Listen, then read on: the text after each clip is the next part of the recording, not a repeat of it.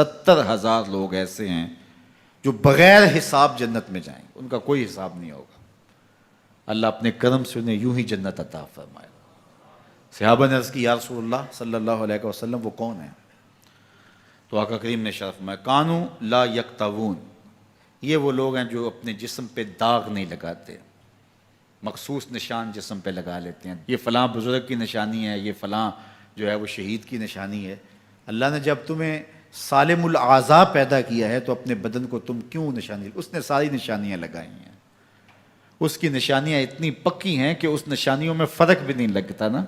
یہ تمہارے انگوٹھے کی نشانی ہے، 6 ارب انسانوں کو لے آؤ اور نشان انگوٹھا لے آؤ، کسی ایک کا بھی نہیں ملے گا۔ یہ نشانی تمہارے رب نے لگائی ہے۔ جیسی صورت تمہاری ہے ایسی صورت کسی اور کی نہیں بنائی، تمہیں منفرد بنایا اس میں۔ پوری کائنات میں سارے لوگ تمہارے جیسے ہیں لیکن تم پھر بھی الگ دکھائی دیتے ہو۔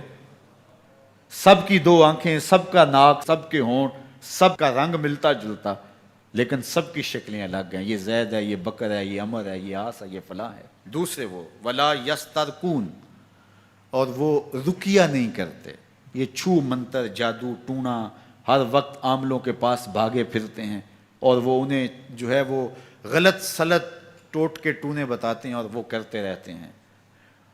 عجیب لوگوں کے نفسیات ہوتے ہیں، صبح سے لے کر شام تک اسی چکر میں رہتے ہیں اور پھر ساری زندگی ان توہمات سے نکل ہی نہیں پاتے۔ اللہ نے تمہیں پیسے دیے ہیں، نئی گاڑی تم نے خریدی ہے، چھوٹے بچے کا جوتا کیوں باندھ دیا آگے تم نے؟ جوتا باندھنے سے اگر یہ ایکسیڈنٹ سے، حادثے سے گاڑی بچ سکتی ہوتی ہے تو پھر پاکستان کے جتنے PIA کے جہاز ہیں سب پر باندھ دینا چاہیے، سب پہ جوتے لٹکے ہوئے ہوں۔ عجیب تم نے فلسفہ تراشا، کسی نے جو ہے وہ کالی رنگ کی پٹی باندھ دی نیچے، اس سے اس کو نظر نہیں لگے گی۔ گھوڑے کے پاؤں کے نیچے جو کھری لگی ہوئی ہوتی ہے، کچھ لوگوں نے اپنے گھروں میں وہ باندھی ہوئی ہوتی ہیں کہ اس سے ہمارے گھر کے اندر کوئی مصیبت نہیں آئے گی، کوئی تکلیف نہیں آئے گی۔ کسی نے ہنڈیا اپنے گھر کے اوپر الٹی رکھی ہوئی ہوتی ہے، یہ ہنڈیا بچا لے گی، اور میاں ہنڈیا کیا بچائے گی تجھے؟ اللہ کے قہر سے کچھ نہیں بچا سکتا۔ جب تمہارے اوپر کوئی مصیبت نازل ہونی ہے تو کچھ نہیں بچا سکتا۔ اگر بچنا چاہتے ہو تو پھر اللہ سے استغفار کرو، اللہ تعالیٰ کی تسبیح کرو، اللہ کی تحلیل کرو، میرے حضور پہ درود پڑھو، پھر دیکھنا کہ مصیبتیں ٹلتی ہیں یا نہیں ٹلتی ہیں۔ تو یہ خام خواہ کے رکیے اور یہ عامل لوگ جو ہیں ان کا تو کام ہی یہی ہے، ان کا کام چلتا ہے لوگ ذوف الاعتقادی میں مبتلا رہیں، اور یہ کہہ دیتے ہیں کہ آپ کے خاندان میں ایک منحوس عورت ہے، یہ اس کا کیا ہوا ہے، تو کوئی نہ کوئی منحوس تو پہلے ہی انہوں نے طے کر رکھی ہوتی ہے، فوراً ذہن وہاں جا کلک ہو جاتا ہے۔ اس کا نون سے نام شروع ہوتا ہے، اس کا کاف سے نام شروع ہوتا ہے، اس کا جیم سے نام شروع ہوتا ہے، تو پورے خاندان میں کسی کا نام کاف نون یا جیم سے تو شروع ہوتا ہی ہوگا، یا دوستوں میں، تو فوراً ذہن جو ہے ادھر منتقل ہو گیا۔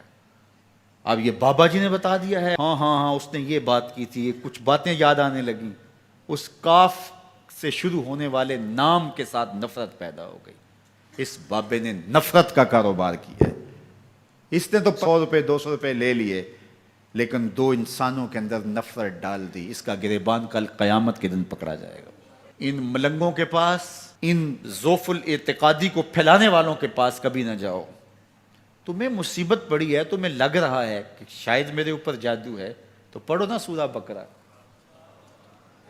جادو جڑ سے اکھڑ جائے گا۔ 40 دن اپنے گھر میں سورہ بقرہ پڑھو، برکت ہوگی۔